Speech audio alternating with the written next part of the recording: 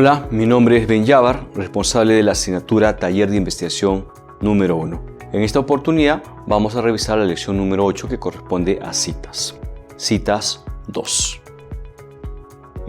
Nuevamente estamos en el capítulo número 2, marco teórico, donde se usa con mayor cantidad el uso de citas.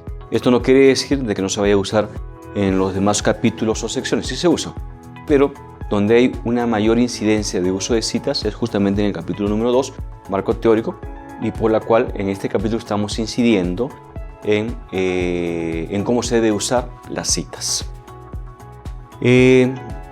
Vamos a revisar ahora cómo es que se debe citar por cantidad de autores. Ya en la lección número 7 vimos cómo se suelen usar las citas directas e indirectas. Ahora vamos a ver cómo es que se debe usar las citas en cuanto a la cantidad de autores. Para empezar, pueden haber fuentes que se pueden usar para un marco teórico o para una tesis o trabajo de investigación que solamente tenga un autor, y se puede dar en tres escenarios. Una es cuando la fecha o el año no forma parte del texto, como es en el caso de la primera viñeta. Dos, cuando tanto el autor como el año o fecha no forman parte del texto, entonces tienen que ir ambos entre paréntesis. Y tercero, puede ser también de que tanto el autor como el año sí forman parte del texto. Así vemos, por ejemplo, que se puede presentar, ¿no? En el primer ejemplo vemos que el año no forma parte del texto, por eso se encuentra entre paréntesis, ¿no? Pero estamos citando Meléndez 2014, ¿no? Estamos citando. En el segundo, tanto el autor como el año no forma parte del texto, por eso ambos se encuentran entre paréntesis. Mientras que en el tercer escenario vemos que tanto el año como el autor forman parte del texto y por esa misma razón pues no hay paréntesis. Asimismo se pueden presentar fuentes u obras con dos autores, pues se deben citar con las mismas características o recomendaciones que cuando es con un autor. Así tenemos, por ejemplo, ¿no? En una investigación reciente, ¿no? En el primer caso, tanto los autores, que son dos, más el año, no forman parte del texto. En el segundo ejemplo, el año no forma parte del texto. Y en el tercer ejemplo, pues, tanto el año como los autores forman parte del texto, ¿no?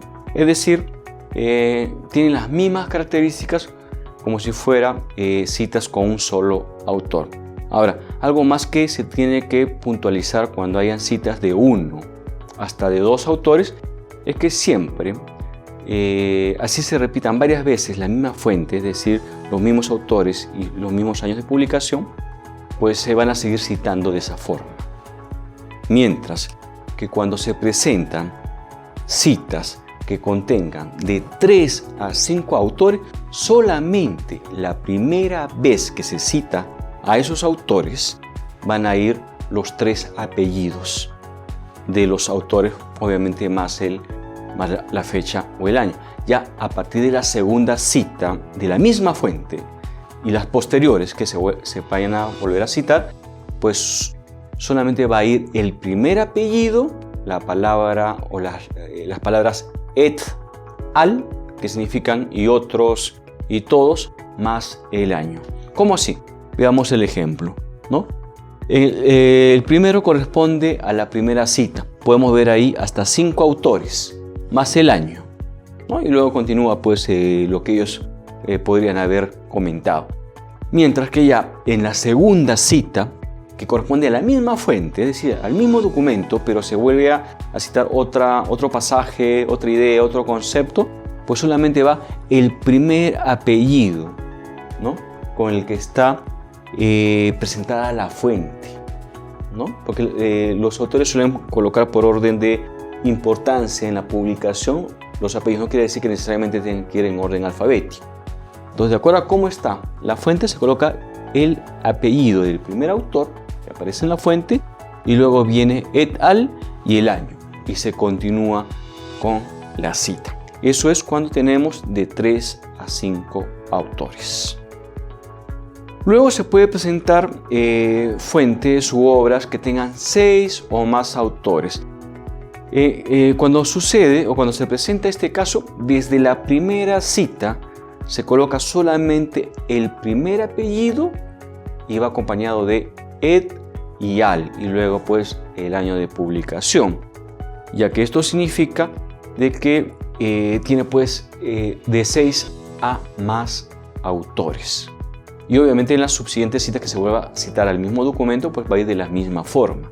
Pues así tenemos un ejemplo. Este viene a ser una cita que se presenta por primera vez, ¿no? Es decir, desde un inicio dice Rodríguez et al. 2001, que viene a ser el año, y luego continúan pues con la cita.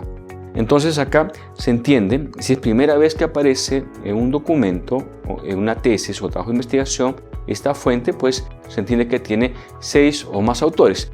Y la pregunta probablemente es, ¿y dónde y cómo podríamos saber quiénes más escribieron en ese documento o en esa fuente? Para eso está la referencia. Es decir, en la bibliografía se van a encontrar de forma completa todos los apellidos, ¿no? E iniciales de nombre de todos los autores de una fuente. Es decir, en la referencia encontramos los datos de todos los autores. También se pueden presentar citas con diferentes autores. ¿Qué quiere decir esto? De que puede haber una idea, un concepto en la cual hayan coincidido varias fuentes, es decir, varios autores o grupos de autores en documentos diferentes. En este caso se va a ir o se va a juntar, ¿no? Los apellidos de los autores, pero solamente separados con puntos y comas. Así tenemos, por ejemplo, ¿no? En varias investigaciones, Ayala 2010, primera fuente, Conde 2012, segunda fuente, López y Muñoz 2013, tercera fuente. Todos estos tres concluyen lo mismo. Lo mismo pasa en el siguiente ejemplo, donde también podemos ver hasta 3 fuentes que coinciden en una idea o concepto, ¿no? Entonces, de esa forma se trabaja cuando hay citas que tienen más de una fuente o de un autor específico en un documento, ¿no? Y que la principal característica es que se va separando con puntos y comas. Con eso uno puede darse cuenta que son varias fuentes que coinciden en algo. Bueno, para ir culminando, también se presenta una fuente o una cita que tiene una fuente secundaria, ¿no? ¿Cuándo sucede esto? Cuando la fuente original o la cita original pues no se encuentra disponible, no la tenemos. No forma parte de los documentos que uno maneja, sino tiene algún otro texto, algún otro tipo de documento que ya tiene esa cita. Entonces, como al no tener la cita o la fuente original, pues se usa con fuente secundaria. Entonces, en el texto lo que hay que hacer es mencionar la obra original y luego hay que citar la fuente secundaria. En sí lo que se cita, en este caso, va a ser la fuente secundaria. Por ejemplo, en una obra con fuente secundaria, en un estudio de Seidenberg, que es, en este caso, Seidenberg es la fuente original, es decir, la que no tenemos. Y luego lo acompañamos, como se cita en Atkins y Haller, que viene a ser la fuente secundaria. Es decir, acá se cita Atkins y Haller 2015. Encontró que, ¿no?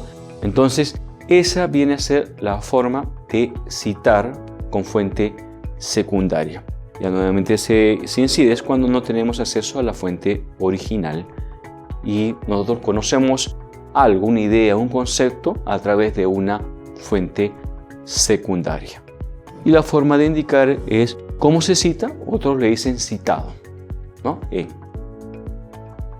Bueno, para ir culminando la lección número 8, lo que se ha hecho ahora es revisar citas, pero por cantidad de autores. Hemos visto cuáles son las características cuando tenemos un autor, cuando tenemos 2 autores, cuando tenemos de 3 a 5 autores, cuando tenemos de 6 o más autores, cuando tenemos citas de diferentes autores o fuentes y cuando tenemos fuentes con cita secundaria.